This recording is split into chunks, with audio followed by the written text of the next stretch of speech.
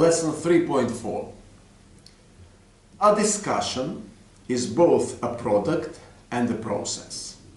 I mean that it is both a proof and a process of exchanging turns in a discussion. These two understandings usually go together because the better the proof, the more fruitful is the process of seeking the truth. Importantly, if the participants are concerned with the quality of their arguments, there is little room left for unproductive emotions.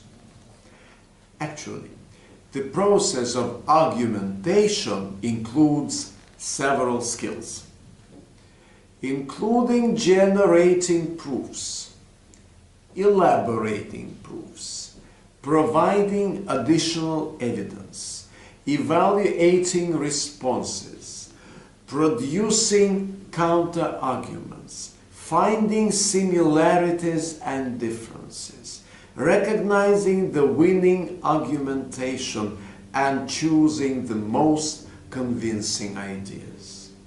The most productive way of taking part in an argument is a collaborative discussion, but not a confrontation with a desire to win at any cost.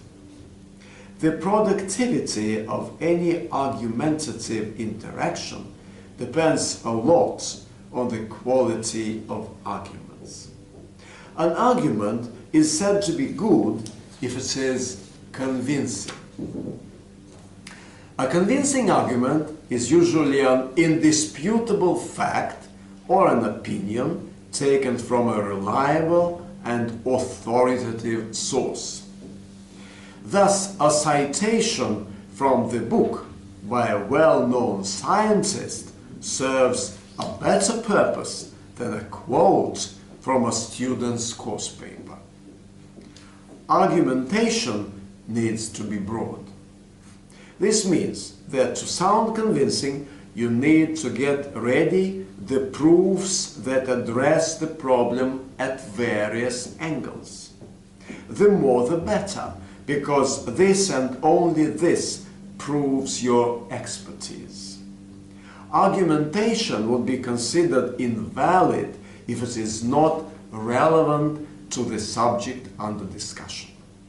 Therefore, relevance is very necessary to make your arguments sound convincing indeed. Going deep into the matter is yet another advice. By going deep, I mean that you should really dig deeper and deeper, drilling for oil instead of scratching the earth by making small holes on the surface.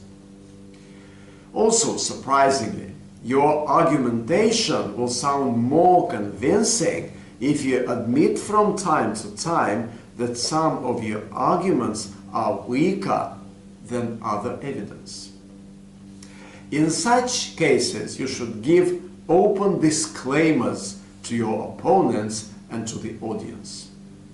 Logical succession of your arguments is a requirement that one can hardly overestimate. Do not rush back and forth.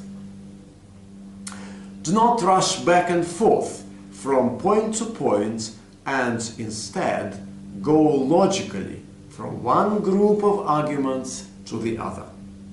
Remember that argumentation is said to be logical if the previous argument paves the road to further proof.